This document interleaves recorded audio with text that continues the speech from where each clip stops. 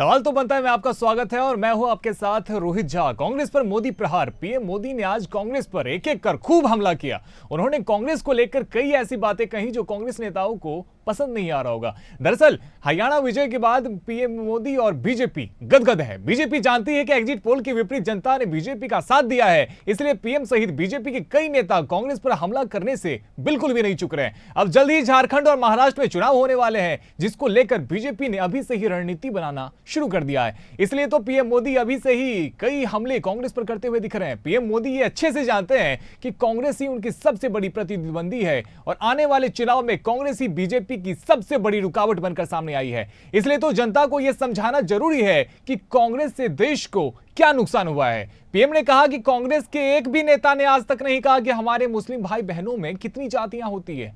मुस्लिम जातियों की बात आते ही कांग्रेसी नेता मुंह पर ताला लगाकर बैठ जाते हैं, लेकिन जब भी हिंदू समाज की बात आती है तो कांग्रेस उनकी चर्चा जाति से ही शुरू करती है। पीएम ने कहा कि कांग्रेस मुसलमानों के मन में भय का माहौल पैदा कर रही है, कांग्रेस लोगों में डर पैदा करती है। आइए आपको सुनवाते हैं कि पीएम मोदी ने क्या कुछ कहा है।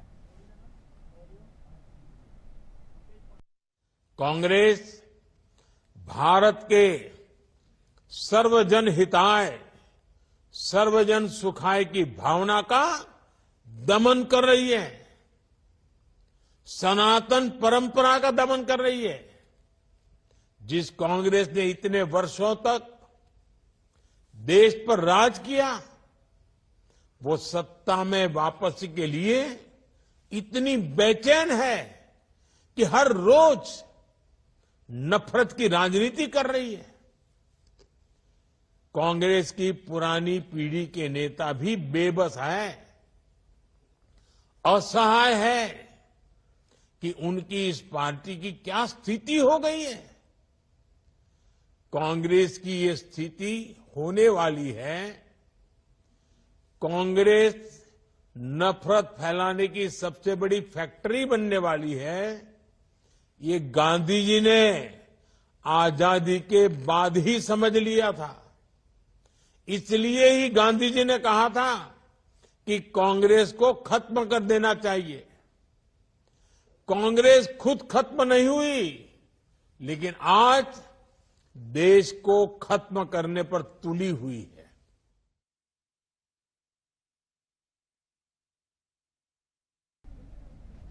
तो देखिए किस प्रकार से पीएम मोदी ने जमकर हमला बोला है और कई ऐसी बातें कही है जो कांग्रेस नेताओं को अब रास नहीं आ रहा है। जैसे कि उन्होंने आरोप लगाया है कांग्रेस के ऊपर में कि ये हिंदुओं को जाति के नाम पर विभाजित तो करते हैं, लेकिन जब बात मुसलमानों की आता है तो इनके मुंह में ताला लग जाता है।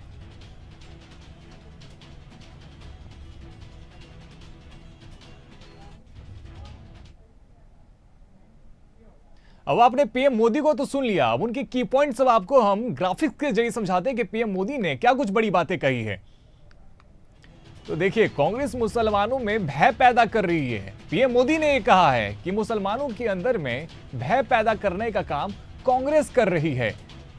और इसके साथ ही उन्होंने एक और आरोप लगाया। उन्होंने कहा कि वोट बैंक की खातिर देश को कांग्रेस बांट रही है, यानी कि देश के विभाजन का आरोप लगाया है पीएम मोदी ने कांग्रेस के ऊपर में। और साथ ही कांग्रेस की नीति हिंदुओं को आपस में लड़ाने की है। उन्होंने ये कहा है, क्योंकि उन्होंने इससे पहले कहा भी कि कांग्रेस हिंदुओं को जातियों में बांटना चाहती है और बांटने के बाद लड़ाती है, तो हिंदू समाज में आग लगाए रखना चाहती है कांग्रेस। यानी कि कांग्रेस चाहती है कि हिंदुओं में विभाजन हो, हिंदू आपस में लड़ें और उनमें आग लगी रहे। ये पीएम मोदी की बड़ी बातें हैं जो आपको स्क्रीन पे ग्राफ्स के जरिए समझा रहे हैं। कांग्रेस देश को बांटने के लिए नए नए नैरेटिव गढ़ रही है। तो देखिए किस प्रकार से पीएम मोदी आज खूब हमला किया उन्होंने कांग्रेस के ऊपर में, और साथ ही कहा कि सर्वजन हिताय सर्वजन सुखाय की परंपरा का कांग्रेस दमन कर रही है। और साथ ही उन्होंने कांग्रेस पे एक और बड़ा आरोप लगाया। उन्होंने कहा कि कांग्रेस एक गैर जिम्मेदार दल है। यानी कि कांग्रेस पे आज उन्होंने के वादे कई ऐसे आरोप लगाए हैं जो कि कांग्रेस को बिल्कुल भी रास नहीं आ रहा। उन्होंने कहा कि कांग्रेस को ना विकास से मतलब है, ना विरासत से मतलब था। देखिए किस प्रकार से पीएम मोदी ने किसी भी एंगल को नहीं छोड़ा।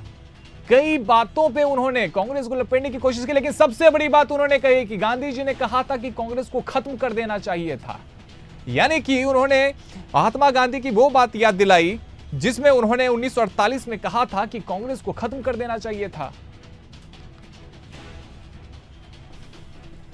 तो इन सारे मुद्दों को लेकर पीएम मोदी आज विपक्ष पे हावी रहे और उन्होंने कई हमले किए हैं।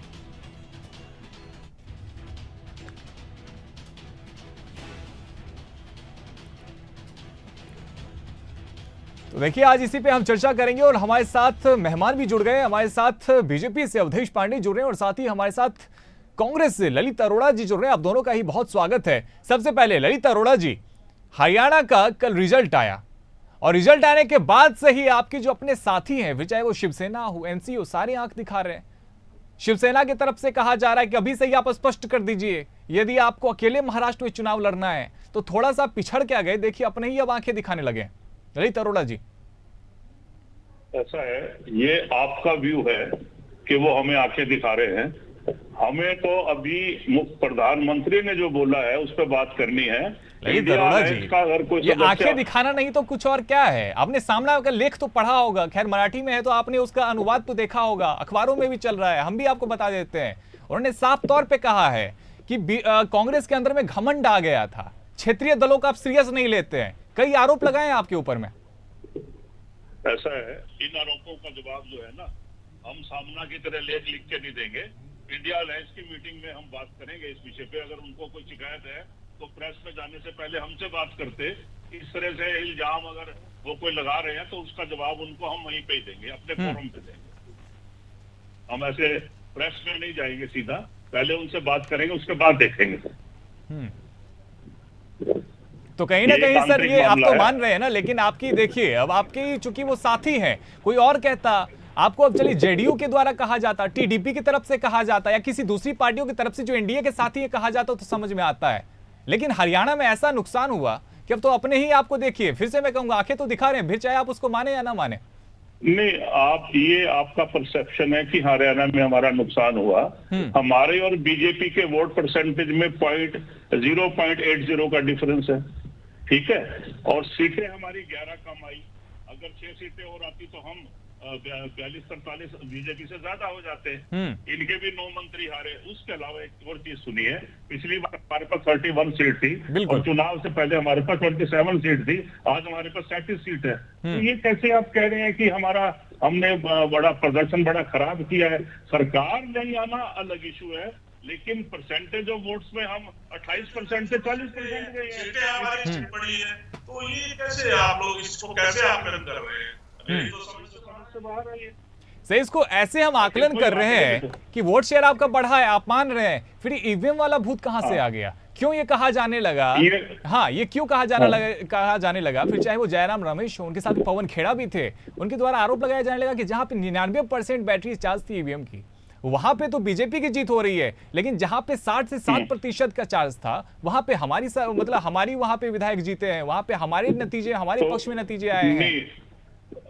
हम एक आजाद भारत में रहते हैं। अगर हमें ईवीएम पे कुछ पर्टिकुलर बूथ पे या असेंबली कॉन्स्टिट्यूंसी में हमारे दिमाग में कुछ है तो क्या उसको लिख के देने में या चुनाव आयोग से बात करने में ये मतलब राजनीतिक तौर पे हमें ये आजादी नहीं है कि हम ऐसा कह सकें?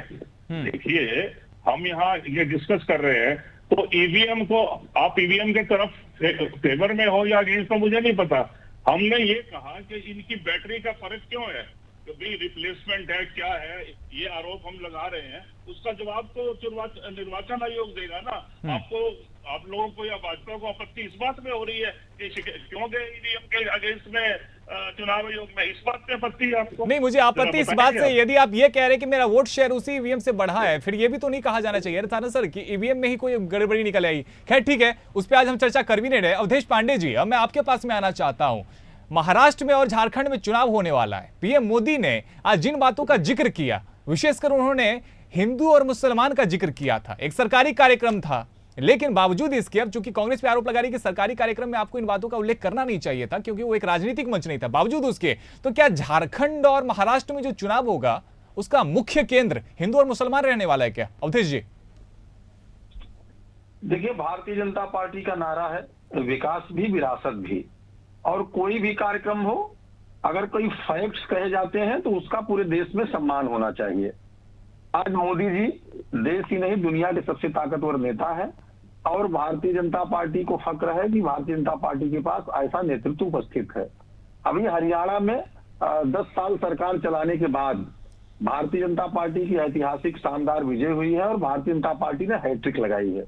यह साबित करता है कि अगर कहीं हम सरकार में है और 10 सालों से सरकार में है तो एंटी इनकम्बेंसी होनी चाहिए, लेकिन इसके बावजूद अगर भारतीय जनता पार्टी पुनः सरकार बना रही है तो इसका मतलब जनता जनार्दन का भारतीय जनता पार्टी पर भरोसा है और जो गरीब कल्याणकारी नीतियां हैं, आज जो देश का स्वाभिमान बढ़ रहा है, देश जो सक्षम हो रहा है और जो मोदी जी की कल्पना है कि देश को 2047 तक वो विकसित भारत बनाना चाहते हैं, तो पूरे देशवासी उनके साथ कदम से अवधेश कदम पांडे जी, मिला आप मेरे करके सवाल पे चल अभी भी नहीं आए। मैंने पूछा था कि झारखंड और महाराष्ट्र में जो चुनाव होने वाले हैं उसका मुख्य केंद्र हिंदू और मुसलमान होगा क्या? क्योंकि अगर सिर्फ विकास और विरासत ही मुद्दा था, फिर ये हिंदू मुसलमान का जिक्र कहां से आ गया आज? देखिए, भारतीय जनता पार्टी सबका साथ सबका विकास की बात करती है और सर्वग्राही, सर्वस्पर्शी और सर्वव्यापी संगठन की बात भारतीय जनता पार्टी करती है। तो भारतीय जनता पार्टी सबके विकास की बात करती है। अगर आप देखें तो मैं चर्चा कर रहा था गरीब कल्याणकारी नीतियों का। आज जो देश में आवास बन रहे हैं, शौचालय बन रहे हैं, लोगों को गैस सिलेंडर का लाभ मिल रहा है, लोगों को आयुष्मान भारत का कार्ड मिल रहा है और लोगों को किसान सम्मान निधि का लाभ मिल रहा है, तो इसमें सर्वाधिक लोग अगर आपको चिन्हित करें तो अवधेश जी, फिर भी आप वहां पे नहीं आ रहे।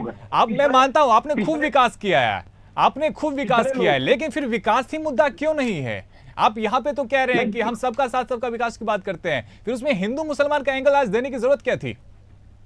नहीं, बिल्कुल विकास का मुद्दा रहेगा और ये कांग्रेस करती है कि देश के संसाधनों पर पहला हक अल्पसंख्यकों का है। भारतीय जनता पार्टी की ये ना दृष्टि है ना ये सोच है।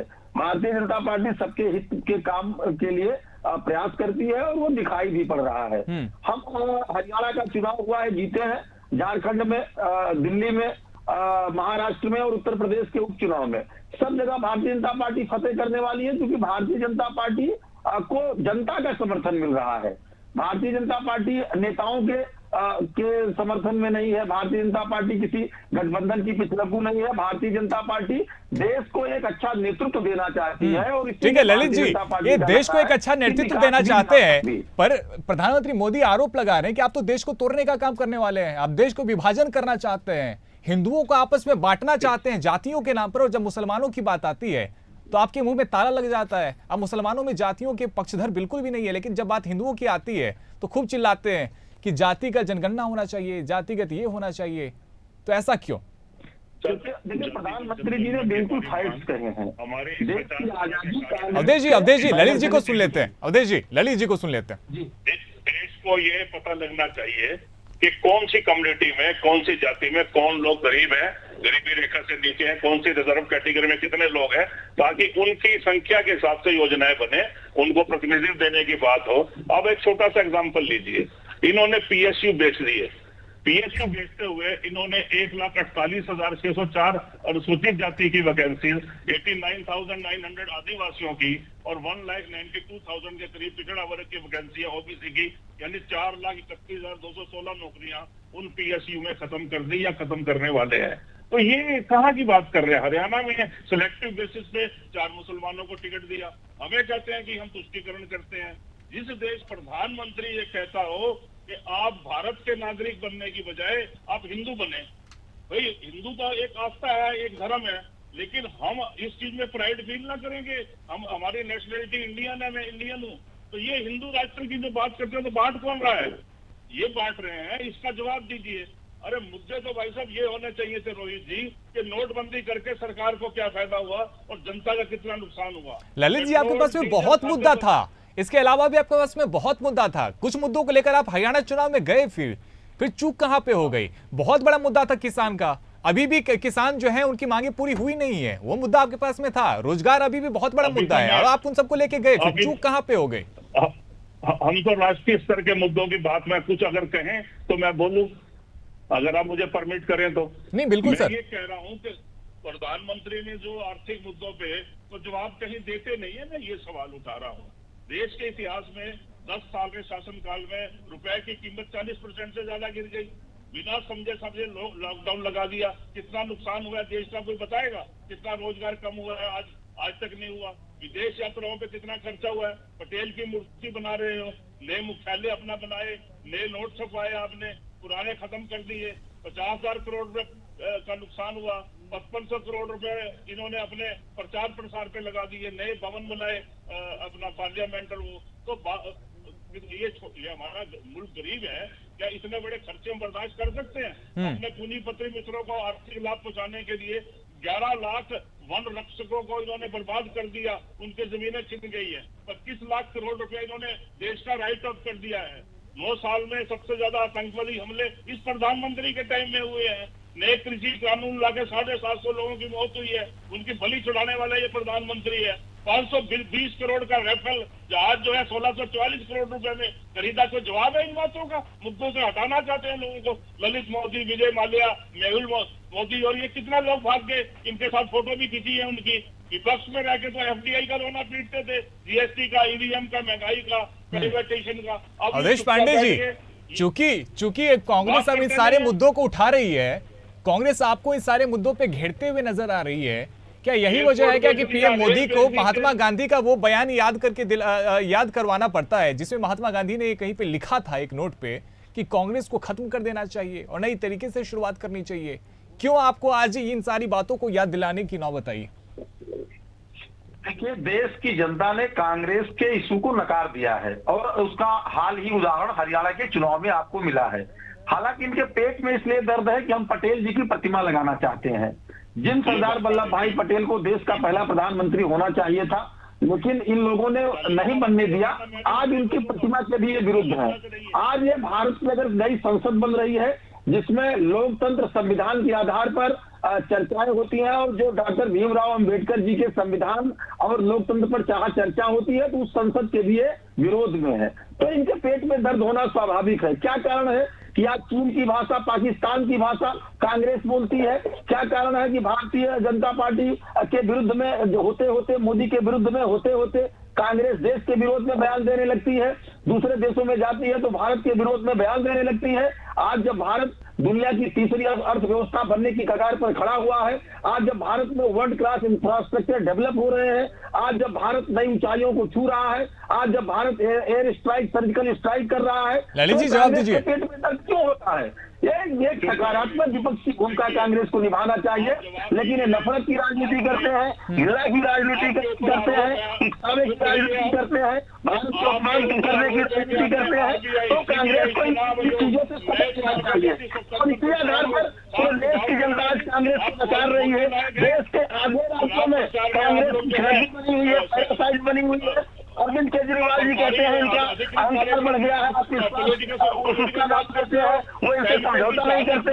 ममता बनर्जी जी पश्चिम बंगाल के अंदर उनसे समझौता नहीं करती, इनको डाल के भगा देती है। आज इनके साथ हरियाणा में गठबंधन करने के लिए तैयार नहीं है।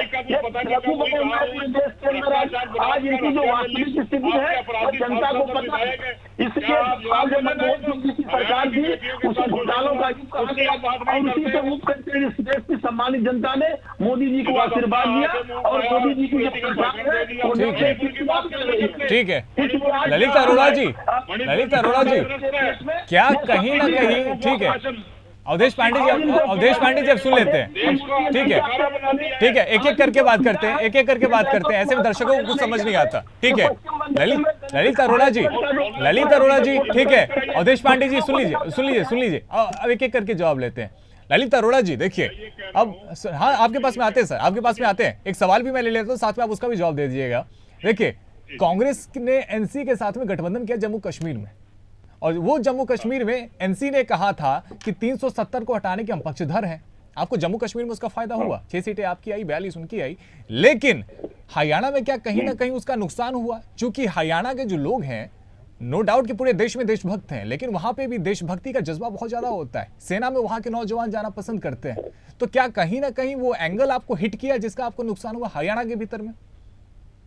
ऐसा है, अगर ये बात है तो आप ये बताइए, पीडीपी के साथ सरकार बनाई थी इन लोगों ने, तो पीडीपी का तो नुकसान हुआ ना सर?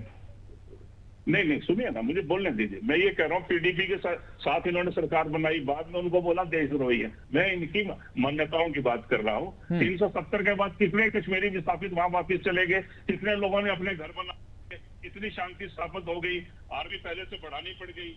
मैं ये कह रहा हूँ 370 आपने लगाया था कि शांति हो जाएगी।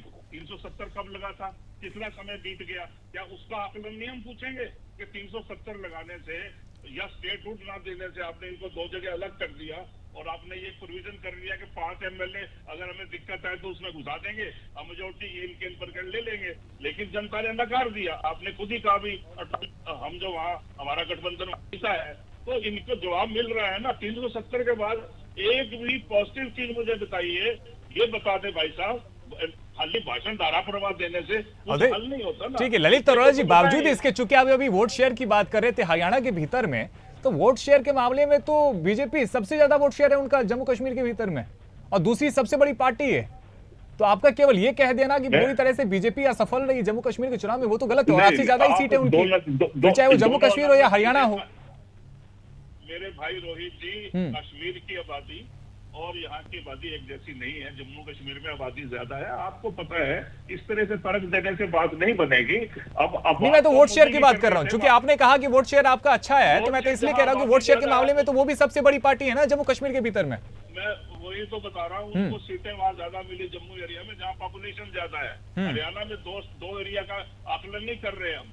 हरियाणा एक ही स्टेट है, 2 अलग अलग हिस्सों में जहाँ पे पॉपुलेशन कम है कश्मीर में, यहाँ ज्यादा है। इस बात को आपको समझना होगा। इस बैकग्राउंड में हम बात करें तो अच्छा रहेगा। मैं तो यही कह रहा हूँ कि हमारा वोट परसेंटेज, आपने ये कहा कि आप बुरी तरह चुनाव हारे या जिसने भी कहा, तो मैं आपको वो जवाब दे रहा था कि वोट परसेंटेज हमारा बड़ा है। 28% से 40.05 या कितना आया है वो आप एग्जैक्ट देख लीजिए। तो 12% वोट शेयर बढ़ा है। हम लोग पीछे थोड़ी रहे हैं, सीटें भी बढ़ी है। हरियाणा में मुद्दे, आप कह रहे मुद्दे नहीं है तो वोट कैसे मिल गए हमें? हमारे मुद्दे जिन लोगों को समझ में आया है, इन्होंने एक नैरेटिव चला दिया कि अगर कांग्रेस को वोट देंगे तो जाट मुख्यमंत्री बनेगा और आप बाकी सारे लोगों को ये हो जाएगा। सर आप भी के 4 नेता खड़े हो गए कि मुख्यमंत्री हम बनेंगे तो हम बनेंगे, आपके अंदर में ही रेस लग गया। अभी तो एग्जिट पोल का नतीजा ही सामने आया था कि कुछ लोग उसे ही मान के बैठे थे कि शायद यही अब अंतिम निर्णय होने वाला है, यही चुनाव में नतीजे सामने आने वाले हैं। सारे लोग दावेदारी करने लग गए थे। नहीं, ये लॉजिक नहीं है। क्या लॉजिक नहीं है सर? क्या इस बात में सच्चाई नहीं है? क्या कुमारी शैलजा कहने लगी, उनके समर्थक कहने लगे कि मुख्यमंत्री कुमारी शैलजा बनने वाली है, उधर पे भूपेंद्र हुड्डा की बात होने लगी, उसके बाद में उधर पे हाँ कमाल का लॉजिक कर रहे हो। एम्बिशन नहीं होता लोगों का इनकी। अरे सर एम्बिशन क्यों नहीं होता? मैं तो यही कह रहा हूँ, उसका नुकसान तो हुआ ना आपको। तो हमें नुकसान हुआ। कुमारी शैलजा अंतिम दिन तक चुनाव प्रचार करने के लिए नहीं आ रही थी, नाराज बैठी थी। क्यों नाराज बैठी थी? वो राहुल जी के साथ थी। वही तो मैं कह रहा हूं, अंतिम दिन में आई। यही यदि वो पहले आ गई होती तो वो जो दलित जो आपसे नाराज थे वो भी कहीं ना कहीं आपके साथ में आ जाते। इनका तो दलित नेता ही छोड़ के भाग गया इनको। हमारे सुन लीजिए, अब अगर अपने बात चढ़ी है तो हमने सिरसा जीती 2 लाख समथिंग से, 47,000 से अंबाला जीती। अगर दलित इनके साथ थे तो क्यों नहीं जीते लोकसभा में? ये कोई हमारे पास लॉजिक ही नहीं है क्या? आप ये देखिए, शुरू से हमारा जो है SC ST और OBC हमारा वोट बैंक है। इनका तो एंडरसो के मुताबिक 60% वोट चिटक गया था लोकसभा में। तो एक फॉल्स नैरेटिव बना। शैलजा जी ने कोई ऐसा बयान दिया कि मैं ही मुख्यमंत्री बनूंगी, उन्होंने बोला मैं रेस में हूँ। तो क्या वो रेस में नहीं हो सकती है? उधर से तो आप दलितों की बात करते हो। अगर दलित बहन ये कहती है कि मैं मुख्यमंत्री की रेस में हूँ तो फिर तकलीफ किस बात की है? ये नहीं, इस तरह से नहीं चलता है कि आप जो कहे वो सही है। हमने उनको सम्मान दिया है, वो हमारी पार्टी की बहुत बड़ी नेता है। और जो है अगर हम जीतते तो हाईकमान फैसला करती एमएलए से बात करके। हमारा यही शुरू से प्रोसीजर है। ललित अरोड़ा जी, हार की समीक्षा तो होनी शुरू हो गई है। कुछ समझ में आ रहा है क्या कारण है कि आपकी हार हुई है? कुछ पॉइंट अगर आपको समझ में आया हो। हाँ, मेरे पास पॉइंट है। मैं वैसे बताना नहीं चाह रहा था, लेकिन रोहित जी मैं बताता हूँ। ऐसा है कि हमारे पास संगठन नहीं था, उसकी कमी हमें खली है। कुछ पॉकेट में ये चर्चा चल रही है। दूसरी बात ये हुई कि जो धन बल और शराब का प्रयोग हुआ वो हम मुकाबला नहीं कर सके हमारे विपक्षियों का, और खुलकर पैसा वहां पे बटा है और हमने सब देखा है। तो तीसरी चीज ये है कि कुछ पॉकेट में जो है टिकट्स का है, जैसे निर्दलीय खड़े हो गए वो जीत गए, हमारे भी निर्दलीय। ललित अरोड़ा जी, बस समय की थोड़ी सी कमी है। आखिरी बार आपको याद है कि किसी राज्य में आपने सरकार को रिपीट कब किया था? नहीं, मुझे मेरी याददाश्त आपसे ज्यादा नहीं है क्योंकि मैं पत्रकार नहीं हूँ, आप बता दीजिए। 2013 में किया था असम में। अच्छा, जानकारी के लिए शुक्रिया, मेरा ज्ञान बंद गया। नहीं नहीं, ज्ञान नहीं सर, मैं यही कह रहा हूं, ऐसी नौबत क्यों आई, क्या हो गया कांग्रेस को जो लगातार एक ही जगह पे आपकी जो पीढ़ी दर पीढ़ी आपकी सरकार चली आती रहती थी, क्या हो गया उस कांग्रेस को? देखिए, पोलराइजेशन ऐसा हो गया है, देखिए इंडिया अगेंस्ट करप्शन में चले, लेकिन वही सीएजी ने माफी मांगी, उसके बाद अवधेश पांडे जी, ठीक है ललित जी, अवधेश पांडे जी से भी कमेंट ले लेते, समय की थोड़ी सी कमी है। अवधेश पांडे जी, ये आपके ऊपर में जो आरोप लगा रहे हैं कि धनबल का प्रयोग करके आप हरियाणा में जीते हैं, तो मुद्दा यही था या फिर जिस प्रकार से आपने कांग्रेस को घेरने की कोशिश की थी? पीएम मोदी ने, हमने देखा था किस प्रकार से कुरुक्षेत्र में, वो चूंकि जलेबी की बात राहुल गांधी कर रहे थे, तो पीएम मोदी कह रहे थे कि हमने तो यहाँ की रोटी खाई है, हमने यहाँ पे काम किया है, तो ये मुद्दा लोगों पे हावी हो गया। उस सभा में देखिए, ऐसा है, पहले मैं धारा 370 की बात कर लूं, फिर इस मुद्दे पर आता हूं। हमारे कांग्रेस के मित्र कह रहे हैं कि धारा 370 आने से कोई बदलाव नहीं हुआ, हटने से। जो लोग कहते थे कि कश्मीर में खून की नदियां बहेंगी, तिरंगा कोई उठाने वाला नहीं बचेगा, आज कश्मीर में पत्थरबाजी बंद हो गई है और धारा 370 हटी तो एक चींटी भी नहीं मरी है। आज कश्मीर में लोकतंत्र बहाल हुआ और छम्म जैसे सेक्टर में जहां कोई वोट डालने नहीं जाएगा, वहां 70% लोगों ने वोट दिया है। वोट शेयरिंग भी हमारी बड़ी है और प्रतिशत ऐसा है, आबादी क्या है, अपने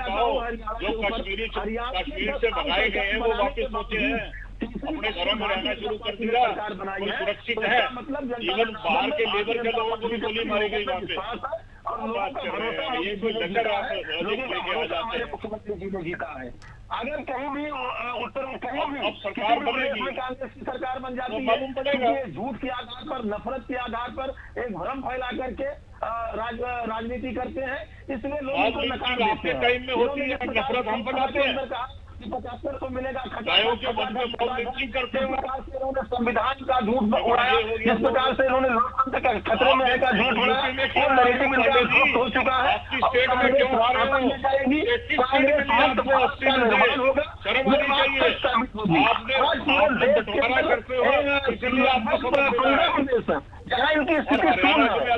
ठीक है, हमारे पास में समय की कमी है। अब दोनों देखिए, अवधेश पांडे जी आपका और ललित अरोड़ा जी आपका भी हमारे साथ में जुड़ने के लिए बहुत बहुत शुक्रिया। समय का हमारे पास में अभाव है, तो देखिए आने वाले समय में महाराष्ट्र और झारखंड में चुनाव होना है, लेकिन अभी से ही उसे लेकर रणनीति और राजनीति शुरू हो गई है। पीएम मोदी ने आज जमकर निशाना साधा, कांग्रेस को आड़े हाथों लिया, एक के बाद एक कई मुद्दों पर उन्होंने कांग्रेस को घेरने की कोशिश की और चुनावी बिगुल बज चुका है। और आने वाले समय में कहीं ना कहीं अभी से ही इंडिकेटर मिल चुका है कि महाराष्ट्र और झारखंड में जो विधानसभा को चुनाव होने वाला है, उसका मुख्य एजेंडा क्या रहने वाला है। फिलहाल मेरे साथ इस चर्चा में इतना ही। देश और दुनिया की तमाम बड़ी खबरों के लिए आप देखते रहिए इंडिया अहेड। धन्यवाद।